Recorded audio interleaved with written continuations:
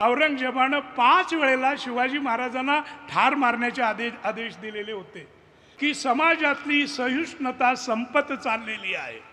प्रत्येक जातीला, प्रत्येक धर्माला, प्रांताला, संघटनेला वाटतं की माझंच खरं आणि पुढच्या माणसाला खेचून काढलं पाहिजे। विनोद कुलकर्णीवर शाई मारली, मोठा गोंधळ, साताऱ्यात काय चाललंय, तिथे काय चाललंय।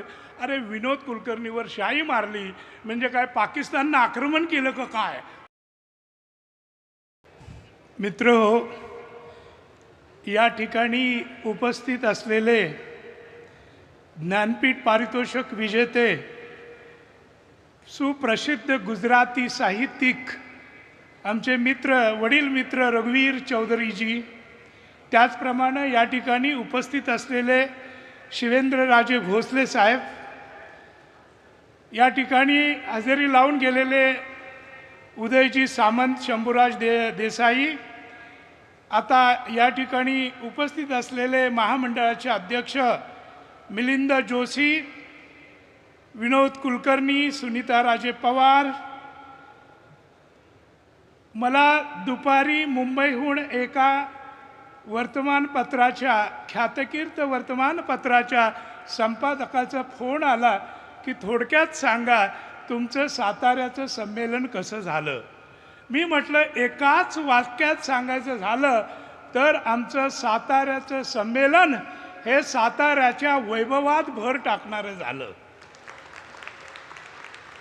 प्रत्येक मराठी लेखकाची आकांक्षा असते की त्याच्या गळ्यामध्ये अध्यक्षपदाची माला पडावी। अनेक जण झुरतात, मरतात की आपण अध्यक्ष व्हावं, पण विश्वास पाटील म्हणजे मी स्वतःला भाग्यवान अशासाठी समजतो की या जिल्ह्याच्या कन्येनं काही वर्षापूर्वी माझ्या गळ्यामध्ये वरमाला घातली होती आणि त्यानंतर आता इथे अध्यक्षपदाची माला माझ्या गळ्यामध्ये घातली गेलेली आहे। या ठिकाणी उपस्थित असलेल्या चंद्रसेना यांचंही मी स्वागत करतो। इथे भेटलेले आमचे लेखक, निसर्ग लेखक संदीप क्षोत्री, वाळव्याकडून आलेले आमचे श्रीकांत पाटील, माय मराठीतले कादंबरीकार आमचे अभिराम भडकमकर, आणि या जिल्ह्याशी माझं नातं आहे। माझं हायस्कूलचं शिक्षण झालं ते महात्मा फुले पाचगणीचं, आणि जिथे मी लॉ डिग्री घेतली ते आमचं इस्माईल मुल्ला लॉ कॉलेज, इथूनच मी कायद्याचा पदवीधर झालो। मित्रहो, हे साहित्य संमेलन खूप कसोटीचं होतं आणि विशेषतः विनोद कुलकर्णींची कसोटी लागणार होती। पण एक लक्षात घ्या, हम कहाँ से निकले और कहाँ तक पहुँचे। एकेकाळी ज्या साताऱ्यामध्ये तोफांचे गोळे फुटत होते त्याच सातारा जिल्ह्यामध्ये आता पोरकटासारखे शाईचे गोळे टाकले जातात। म्हणजे आपला प्रवास कुठून कुठे झाला। पण याच ठिकाणी मी मुद्दाम अभिनंदन करेन ते आमच्या शिवेंद्रराजे भोसले यांचं। राजा कसा असतो तर राजाच्या अंगामध्ये पराक्रम असावा लागतो, शौर्य असावं लागतं, आणि त्याहीपेक्षा त्याच्या रक्तामध्ये शांतता आणि संयम असावा लागतो।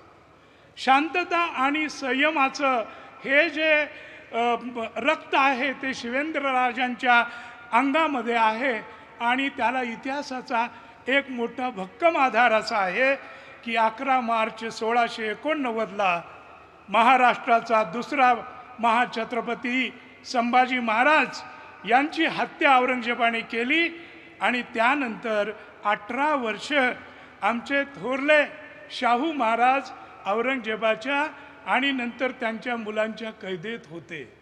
एक ध्यानात घ्या, अरे म्युन्सिपाल्टी आली आणि तुमची पानाची टपरी घेऊन गेली तरी आपल्या काळजाला किती दुःख वाटतं। आणि या आमच्या शाहू महाराजांच्या नशिबात असे दिवस आले की शंभूराजांसारखा आपला महापिता त्याची हत्या झाली आणि पुढे 18 वर्षे औरंगजेबाच्या कैदेमध्ये काढावी लागली। म्हणजे त्यांनी काय संयम दाखवला असेल, काय शांती दाखवली असेल। आज महाराष्ट्रामध्ये अनेक ठिकाणी जातीमध्ये, धर्मामध्ये भेद आहेत। म्हणजे तोफांचे गोळे जिथे उडत होते तिथे चिखलाचे गोळे आज आपल्या सोशल मीडियावर उडवले जात आहेत. अशा वेळेला शांतीचा संदेश देणारे हे जे आमचे थोरले शाहू महाराज होते त्यांची मला मुद्दाम या ठिकाणी आठवण होते. मला या मुद्दाम आभार मानायचे आहेत. माणूस गेला म्हणून आपण त्याच्याबद्दल बोलायचं नाही असं व्यवहारात नाही होऊ शकत. एकनाथजी शिंदे जेव्हा राजकारणात नव्हते तेव्हापासून मी ठाण्याला प्रांत ऑफिसर होतो तेव्हापासून मी त्यांना ओळखतो.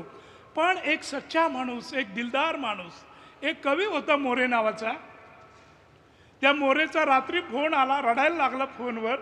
म्हटलं की कर्करोगानं म्हणजे कॅन्सरनं माझी पत्नी आजारी आहे आणि मला कमीत कमी 35,000ची गरज आहे. आम्ही पाठवून दिले 35,000 त्या मोबाईल फोनवरून.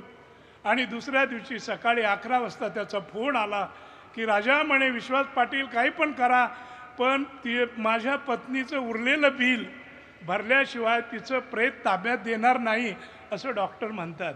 मी डॉक्टरांना फोन केला. माझ्याच ओळखीचा कॉलेजमधला मित्र होता तो सिनियर. मी म्हटलं अरे तुम्हाला काही शरम वाटत नाही, प्रेत कसं अडवता? तर तो म्हणाला की माझी मुंडी माझा संस्था चालक सोडणार नाही आणि बिल होतं 1,70,000चं, कोण भरणार? मग मी त्यावेळेला शिंदे साहेब मुख्यमंत्री वगैरे नव्हते, मंत्री होते.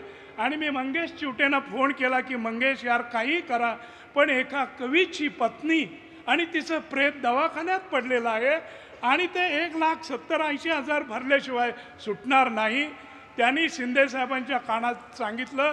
शिंदे साहेबांनी आपले काही कार्यकर्ते पाठवले आणि ठाण्याहून काही शिवसैनिक 1,70,000 घेऊन आले आणि त्या कविमित्राच्या पत्नीच्या प्रेताची सुटका झाली. आताच या ठिकाणी सुनीता राजेंनी उत्तम ठराव मांडलेला आहे.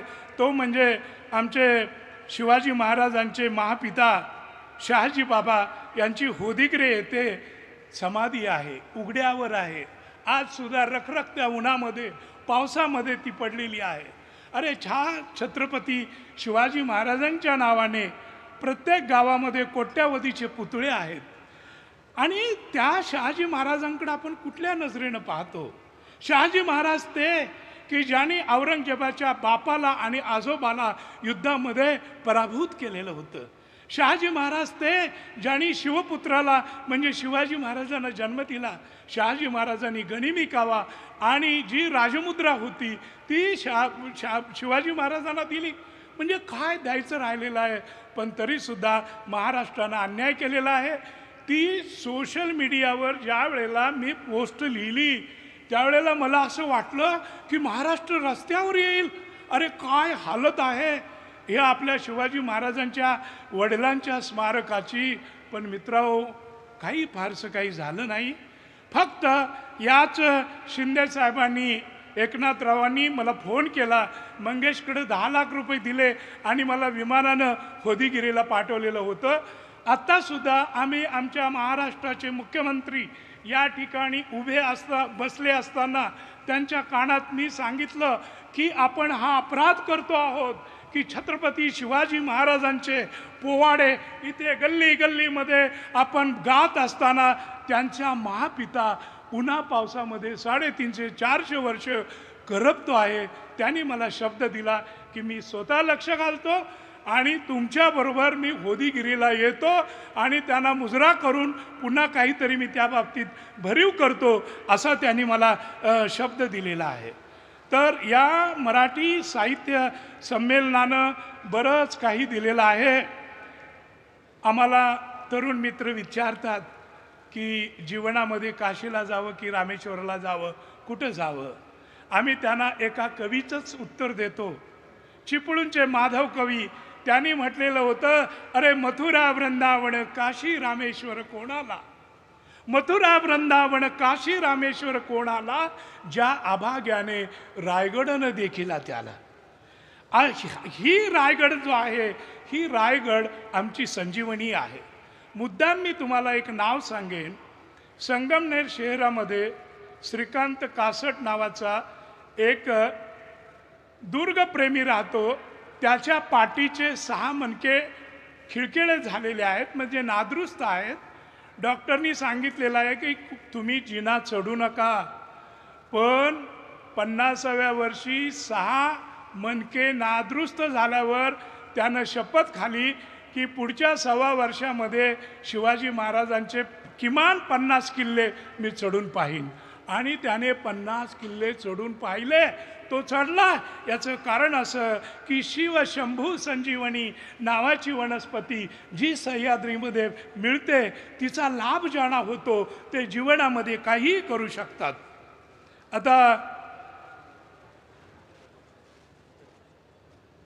आमचे सुरेश वाडकर या नावाचा एक दुसरा दुर्गप्रेमी होता, डोंबिवलीचा, 4 वर्षापूर्वी मरण पावला. त्यानं शपथ घेतलेली होती की रायगड मी 1000 वेळा चढून पाहीन. त्यानं प्रत्यक्ष 1400 वेळा रायगड चढून पाहिलेला आहे, कारण त्याला सुद्धा ती मात्रा मिळाली होती, शिवशंभू संजीवनी. मराठी भाषेवर आपण प्रेम करतो. मराठी भाषा वळवावी तशी वळते, पळवावी तशी पळते, जुळवावी तशी जुळते. मराठी भाषा धारदार आहे, टोकदार आहे, वजनदार आहे. म्हणून मऊ मेना हुण आम्ही विष्णुदास, कठीण वज्रास भेदू ऐसे, असे सांगणारी ही आमची मराठी भाषा. आणि दादू इंदुरीकरांनी त्याचं फार सुंदर वर्णन केलेलं आहे. अनेक वेळेला मला आचार्य यात्रे यांच्या दंतू बांदेकर या नावाच्या लेखकाची आठवण येते. एकदा त्यांनी ठरवलं की एखादा नेता मृत्यू पावला तर त्याच्या समाधीवर काय लिहायचं, एखादा नट उभा मृत्यू पावला त्याच्या समाधीवर काय लिहायचं. ती वार्ता गावातल्या दारुड्यांना गेली एस टी स्टँडवर. एस टी स्टँडवरचे दारुडे आले आणि म्हणाले, मास्तर आमच्यातला पण पुढे एखादा गचकला तर लागल्या हाताने लिहून द्या. आता माय मराठीची ताकद पहा कशी आहे. दारुड्याच्या समाधीसाठी बांदेकरांनी जे शब्द लिहून दिले ते असे होते. दारुड्याच्या समाधीवर दिनी प्रतिदिनी क्षणोक्षणी जीवनभर ज्याची चढतच गेली होती त्याची इथे आता कायमची उतरली आहे. मला वाटतंय एवढं सुंदर वर्णन मराठीत होणार नाही. लस्ट फॉर मुंबई कादंबरी मी लिहिली. विजय साळसकर आमचे हुतात्मा होऊन गेले. ते शार्प शूटर होतं, त्यांनी बरीचशी मला माहिती दिली होती, त्यामुळे बऱ्याचशा त्या भानगडी मी लिहिलेल्या आहेत. पण त्यावेळेला कामगार वर्गातली भाषा म्हणजे काय, प्रेम म्हणजे काय तर धतिंग. नायिका काय म्हणते नायकाला की तू मला अखंड हवा. अखंड हवा म्हणजे कसा हवा, मला बाई चहात चटणी आणि नवऱ्यात वाटणी नाही पाहिजे. आता इंग्रजी शाळेतून आमचे शिकलेले काही मित्र म्हणतात की आमची मुलं इंग्रजी शाळेमध्ये शिकलेली आहेत, श्रीमंत मुलं, त्यांना काव्य प्रतिभेचा झरा समजत नाही. ज्या वेळेला त्यांनी माझ्याकडे तक्रार केली की आमच्या मुलांना काव्य प्रतिभेचा झरा कळत नाही, अरे मी म्हणालो तसं असेल तर नृत्यांगणा गौतमी पाटीलच्या पदराचा फडकता वारा कसा काय कळतो तुमच्या मुलांना. तर मराठीसाठी वेगळे प्रयत्न केले पाहिजेत. मराठी भाषा म्हणजे अलंकार असतो, विनोद असतो.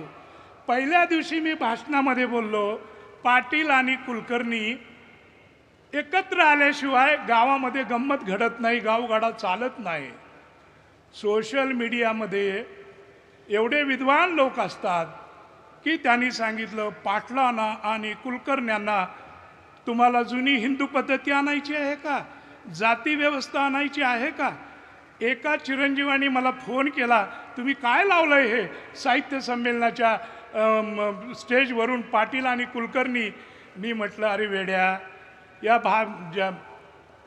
भूमीचा इतिहास तुला माहिती आहे का. पाटील आणि कुलकर्ण्यांची वतनं जाऊन 80 वर्ष झाली. त्यानंतर भारताला स्वातंत्र्य मिळालं, त्यानंतर बाबासाहेबांनी राज्यघटना दिली, त्यानंतर मुलकी पाटलाचं जागासुद्धा 62 साली नष्ट झाली. हे तुला काही माहिती नाही. म्हणजे तू सोशल मीडियावर तुझ्या भाषेत व्यक्त होतोस त्यावेळेला तू कुठल्या जगामध्ये राहतोयस हे तुला कळत नाही. साधा विनोद तुला कळत नाही. समजा विनोद कुलकर्णींनी आणि आम्ही कितीही ठरवलं जुनी व्यवस्था आणायचं, ते आमच्या हातात आहे का? या साहित्य संमेलनाच्या निमित्तानं मुद्दाम तुम्हाला मला इशारा द्यायचा आहे की सोशल मीडिया हा सोशल बिघाडिया बनत चाललेला आहे.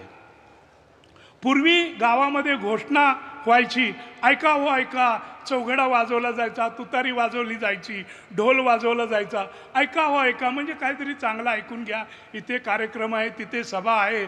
पण आता सोशल मीडियावर अनेक ठिकाणी स्वरूप आलेलं आहे, पेटवा हो पेटवा. त्यामुळं सारेच मुख्य गंमत अशी झालेली आहे सोशल मीडियावर की समाजातली सहिष्णुता संपत चाललेली आहे. प्रत्येक जातीला, प्रत्येक धर्माला, प्रांताला, संघटनेला वाटतं की माझंच खरं आणि पुढच्या माणसाला खेचून काढलं पाहिजे. म्हणून मला असं वाटतं की हे असहिष्णु वातावरण जे आहे ते चिंताजनक आहे. काही लिहितात. मी म्हटलं शिवाजी महाराजांच्या पेटाऱ्याबद्दल मी काहीतरी कॉमेंट केली. पाटील म्हणतात पेटारे वाटवलेच नाहीत, पाटलांची चौकशी करा, त्यांना ज्ञान काय. अरे पेटारे शिवाजी महाराजांनी वापरले नव्हते असं मी म्हटलेलं नाही, त्यांनी वापरले होते, पण कुठल्या कौशल्यानं वापरले होते. 17 मे 1666 ते 17-18 ऑगस्ट 1666 या दिवसामध्ये औरंगजेबानं 5 वेळेला शिवाजी महाराजांना ठार मारण्याचे आदेश दिलेले होते. त्यामध्ये 23 जुलैला औरंगजेब शिकारीला गेलेला होता. मी महाराष्ट्रातील सर्व वर्तमानपत्रांना आणि वाहिन्यांना विनंती करतो की तुम्ही जातीय आणि धार्मिक कोणीही काही रिमार्क मारले तर त्याची बातमी करताना कृपया आपण संयम करावा, कारण तुमच्या त्या क्विक बातमीने समाजामध्ये असहिष्णुता वाढते आहे. म्हणजे आता ही विनोद कुलकर्णीवर शाई मारली, मोठा गोंधळ, साताऱ्यात काय चाललंय, तिथे काय चाललंय. अरे विनोद कुलकर्णीवर शाई मारली म्हणजे काय पाकिस्ताननं आक्रमण केलं का काय? काय किती कुठल्याही वृत्ताला किती महत्त्व द्यायचं हे आपण ठरवलं पाहिजे. मला असं वाटतं, आज मला खूप लेखक म्हणून दुःख वाटतं. अरे 2000 सालाच्या पूर्वी या भूमीमध्ये आधीच्या सर्व लेखकांनी 100-150 वर्षामध्ये संभाजी महाराजांची काय प्रतिमा करून ठेवली होती. आणि या संभाजी महाराजांच्यावर छावा नावाची कादंबरी जेव्हा शिवाजी सावंत लिहितात आणि संभाजी नावाची मी कादंबरी लिहिली, आमचं काही योगदान आहे की नाही? गावागावामध्ये आमच्या कादंबऱ्या पोचलेल्या आहेत आणि आम्ही रक्ताचं पाणी करून त्या लिहिलेल्या आहेत. संभाजी कादंबरी कितीही खपली तरी पहिली 10 वर्ष सगळा माझा खर्चामध्येच गेलेला आहे. एवढा खर्च मी केला कारण संभाजी राजांच्या प्रतिमेपुढं आम्ही काही पाहत नाही. आमचे मृत्युंजय कार शिवाजी सावंत कराडला अध्यक्ष होणार होते, पण काही दुर्दैव आड आलं आणि त्या भल्या माणसाला साहित्य संमेलनाचा अध्यक्ष होता आलं नाही. उलट त्या फंदामध्ये त्यांच्या वाट्याला मृत्यू आला. किती साधा माणूस होता हा. मला आठवतं, मुद्दाम मला आठवण सांगावीशी वाटते की याच जिल्ह्यातले पुत्र श्रीनिवास पाटील पुण्याला कलेक्टर होते, शिवाजीराव देशमुख ॲडिशनल कलेक्टर होते आणि शिवाजी सावंत आले आणि म्हणाले मला 1-2 एकर जागा पाहिजे. मग श्रीनिवास पाटील म्हणाला अरे विश्वास लेखक आहे, लेखक तू, ते पण लेखक मृत्युंजय कार, कुठली पाहिजे ती त्यांना 2 एकर जागा शोधून दे. आता पुण्यात 2 एकर जागा कुठे मिळणार, पण तरीही आम्ही शोधली. आता जो कात्रजचा चौक आहे तिथं मोठा दर्या जमा होतो सकाळ संध्याकाळ. 86-87 मध्ये कुत्रं फिरकत नव्हतं तिथे. तिथून पुढे कोंडव्याकडे आणि बोबदेव घाटाकडे जाणारा जो रस्ता आहे तिथं बैलगाडीसुद्धा जात नव्हती. मी शिवाजी दादांना बरोबर घेतलं, कोंडव्याच्या आजूबाजूला 2 एकर जमीन बघितली आणि सांगितलं दादा पसंत करा.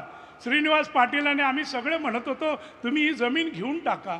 दादा मोठे कवी म्हणायचे, ते म्हणाले नाही रे विश्वास, जिथे झऱ्याचा वास येतो, जिथे पाखरांचा वास येतो अशी एक निसर्गरम्य जागा मला पाहिजे.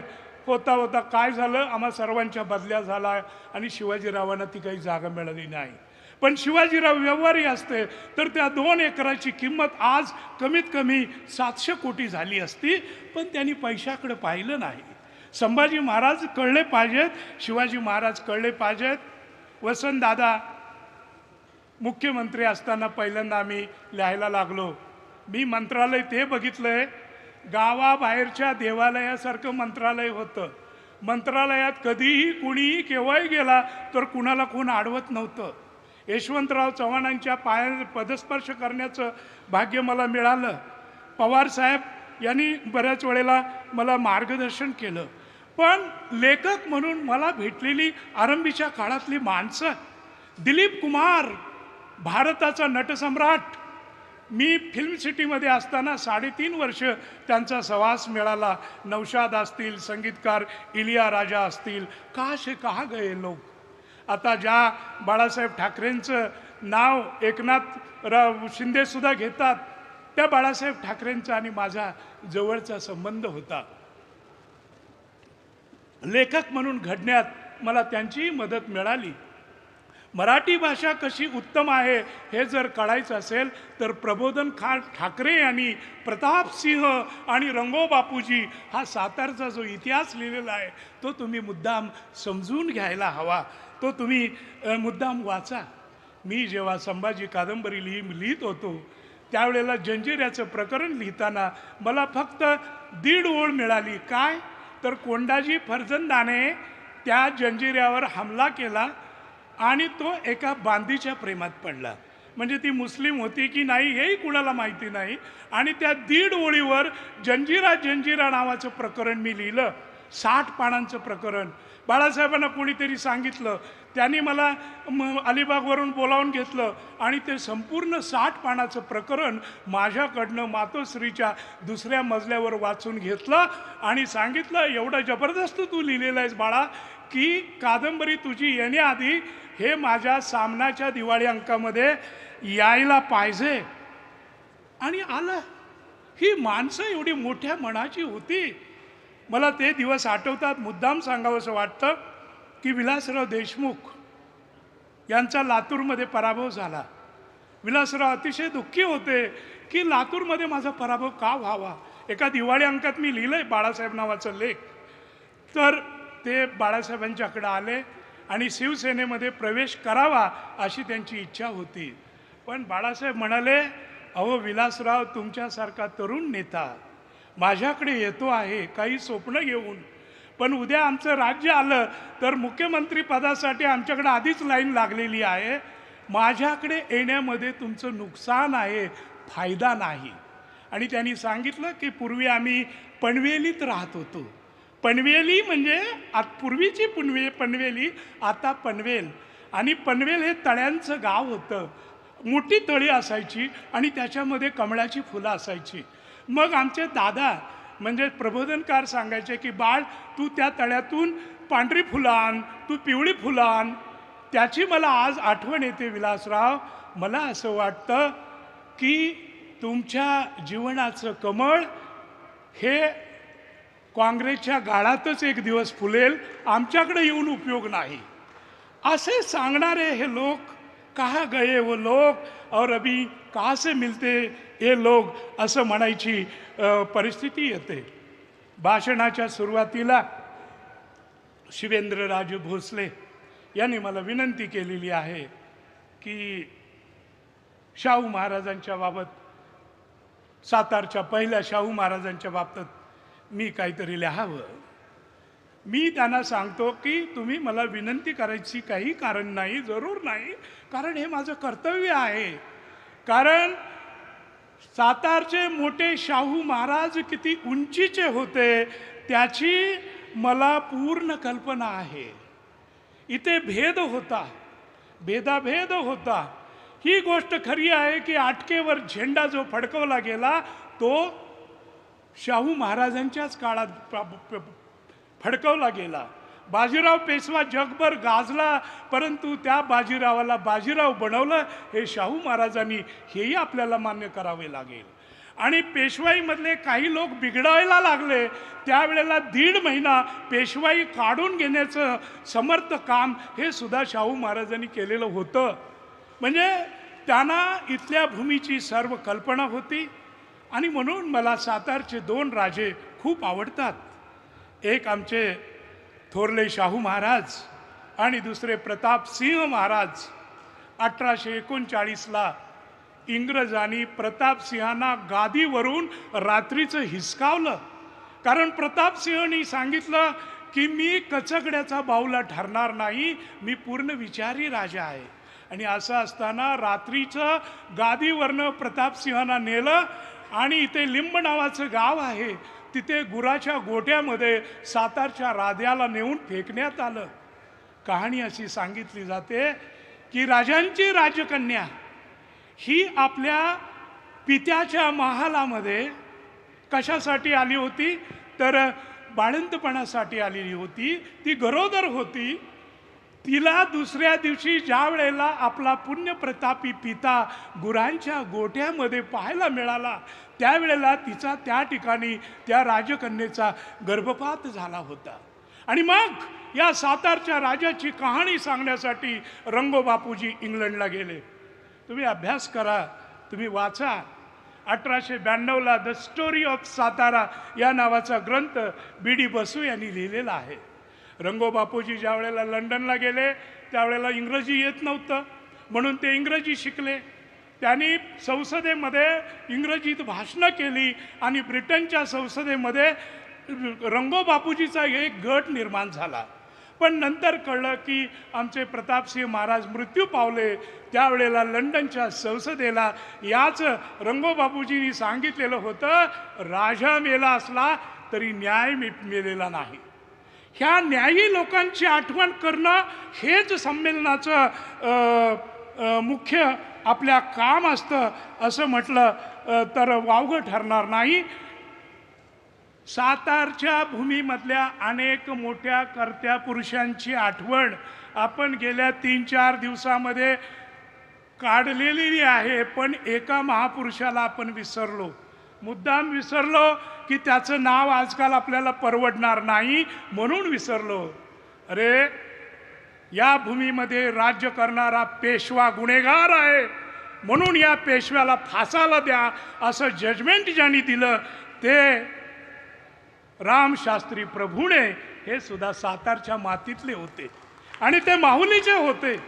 या रामशास्त्री प्रभूण्यांचा हा बाणा मराठी भाषेने नव्हे तर जगाने सुद्धा आपल्या डोईवर घ्यायला हवा। सह्याद्रीचा सिंह, सह्याद्रीचा क्रांतिसिंह तू, शिवबाचे देणे जागृत केला महाराष्ट्र तू, गर्जनेने अशी आचार्य यात्र्यांनी ज्यांच्यावर अभंग लिहिला ते क्रांतिसिंह नाना पाटील सुद्धा याच भूमीतले।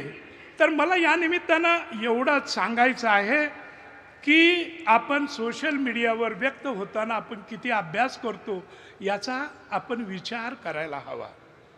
आम्ही ज्या वेळेला संभाजी महाराजांच्यावर कादंबरी लिहित होतो त्यावेळेला मळे घाटातून शृंगारपुरावरून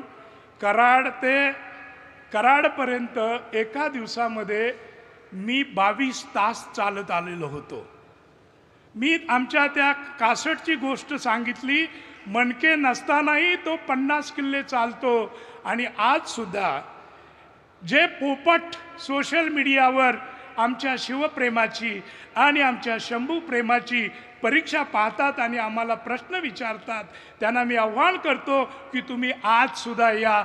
आज सुद्धा मी 22 तास तुमच्याबरोबर चालेन आणि तुम्हाला समजावून सांगतो शंभूराजे कसे होते। डॉक्टराचा सल्ला घेतला तर डॉक्टर सांगेल की हे पाटील जास्तीत जास्त 2.5 तासाच्या पुढे चालणार नाहीत, पण मला माहिती आहे मी 22 तास सुद्धा 15 तास सुद्धा आज चालू शकतो, कारण शिवशंभू संजीवनी आम्ही घेतलेली आहे आणि तेच आमच्या जीवनाचं सूत्र आहे। मला या निमित्तानं मी पुन्हा एकदा स्पष्टपणे सांगतो की माय मराठीची सेवा घडायला हवी। आम्ही आझादीची लढाई लढलो, आम्ही संयुक्त महाराष्ट्राची लढाई लढलो।